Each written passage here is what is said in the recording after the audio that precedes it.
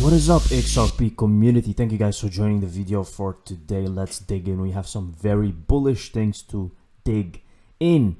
I am not, seriously guys, I am more bullish than ever because what is happening right now in the media and everywhere about crypto, it is so bullish. And when you recognize these patterns, when you're long enough in crypto, you will recognize these patterns. These are the times that when you're here, if you're here now watching this video, you are in the best lifetime of opportunities right now. Seriously, there is not a better chance for becoming a millionaire in this than this what you're seeing right now. And it's not just XRP. There's many. Just think about this. Previous bull run, we had many 100 times coins that went for a bull run on a 100 times, 100x, 1000x. So you think that they're not out there right now. You just have to do your research. Of course, XRP is one of the best because it has proven utility, right? So just stay focused, guys. Stay focused and don't give in to that negativity, that negative sentiment that is going around right now, because that's what they do when we are in an accumulation zone. That's what they do. They are very negative. They want you out. They don't want you to become a millionaire. If I stop seeing this stuff, I'll think otherwise. Is XRP for retail? BIS, FCA, IMF, XRP hybrid. I just want others to see what could happen or being happening that we might not be paying attention to. Keep your eyes open. Now, if you read this, and this is from September 2021, this is not something new, but I want to have your attention here. If this was for retail, do you really think we would find any papers like this, guys? Just take a look at this. And this is Nathan Price. Shout out to him, by the way. This is saying, while we do not purport to advise on all crypto assets, we believe that crypto assets used by regulated financial institutions and payment provider as a bridge for exchange or payment purposes, such as XRP, are inherently less risky than other crypto assets that could be deemed investment or securities. Since XRP does not present any counterparty risk and does not grant the holder any claim against to control over an issuer, the value of XRP is set by market forces as it traded over 100 exchanges globally. The FCA has recognized that XRP is a hybrid exchange utility token. See, guys, they know what XRP is. They know. They don't need any proof. They don't need anything else. The government knows that Ripple is going to be used. It's a fact. Otherwise, we would not find these things. Prohibiting the sale to retail clients of investment products that reference crypto assets. Before they are going to use XRP, they're going to want everybody out. That's just something that they will do. And I don't know how they will exactly do it, but it's already happening. How many people have gone from crypto?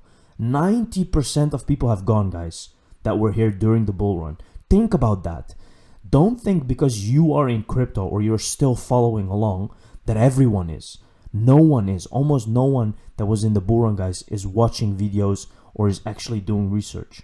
Ripple interprets that these provisions are permitting a bank or an ITF to use XRapid for cross-border transfers subject to the prior authorization of the central bank. That is because although the ultimate beneficiaries may be customers of the banks, XRapid is back-end solution in which customers never own virtual asset.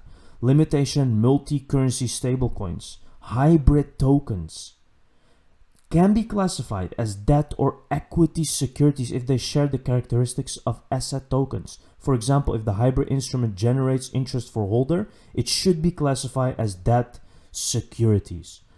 This is such an interesting thing, because this also proves that even if XRP is deemed a security, it's not the end of the world, and that it's maybe something that will just happen. What's up, Bank of America? Transfers is temporarily unavailable. We're working to restore service as quickly as possible. Please try again later. Again, banks being out of business, being on hold, upgrading their systems. It's happening right now, guys. Right now, things are happening. XRP is the future. HODL. Let's take a look what these two women are discussing. What has real potential to solve some of these problems, and what really should be addressed, regulated, condemned?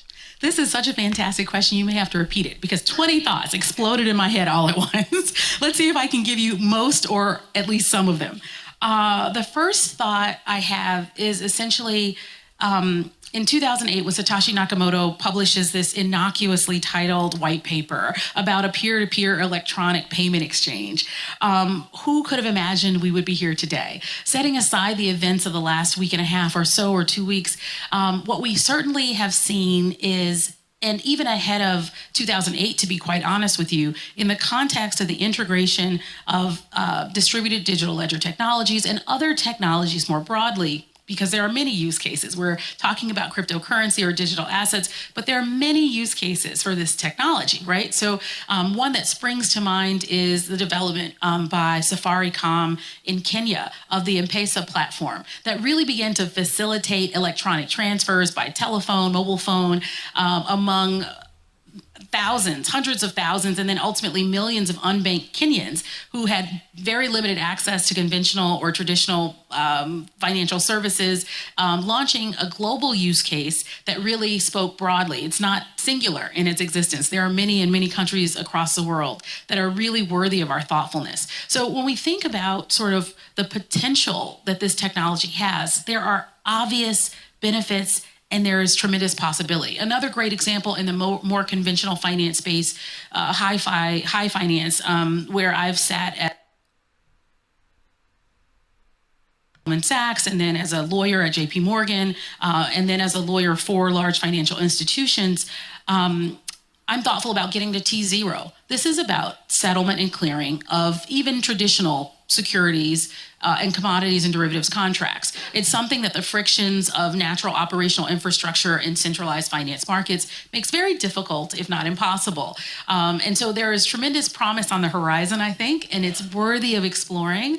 I also have to say that that leaves us in a place where we have to assess where we are with the technology and where we want to be with the technology. Crazy, guys. Now she gives a very good explanation about how these digital assets are being used, but notice how everything is related to payments, guys. Crypto was made for payments. Now what is the most efficient and used platform for payments? It's XRP, it's Ripple, right? So just connect the dots and understand that this is just a matter of time. Right now we almost have clarity. When we have that clarity, the next place for XRP is price. It will explore price, right? Because that's when the use case is going to be there, the utility is going to kick in, and there is clarity. So that's when price exploration is going to begin.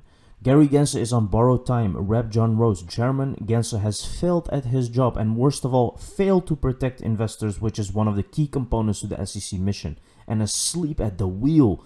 Look at this, guys. They're coming for him. Why do you think that they're coming for him? This is another person from, here you can see John Rose, U.S. Representative serving Tennessee 6th Congressional District, another man from Congress.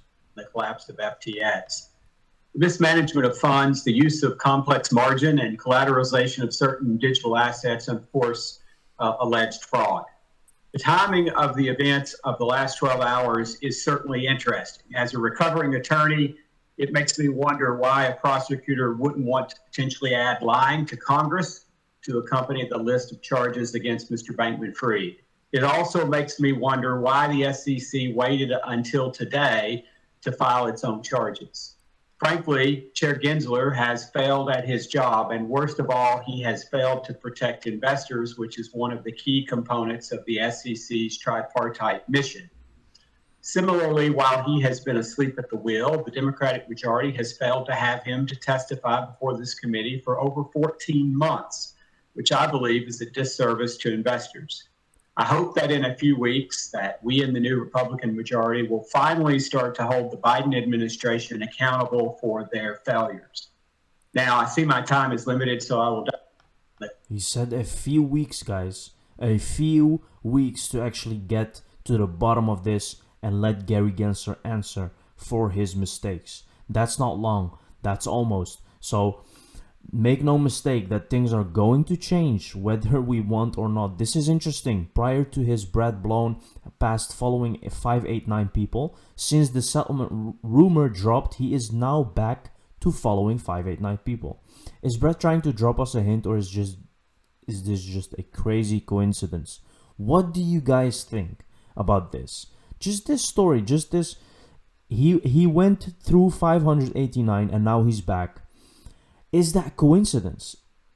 Just like what's the probabilistic statistics of being at 589 while we all know what that means with XRP? What is, how can that be? How can that be coincidence? Like, I ask myself this, and I don't think it's coincidence, right? This is not coincidence. People will tell you that it's coincidence, that there's conspiracies and all that, but just look at it and say for yourself, right? I don't think that this is coincidence. Thank you very much, guys, for watching this video. See you in the next one. Cheers.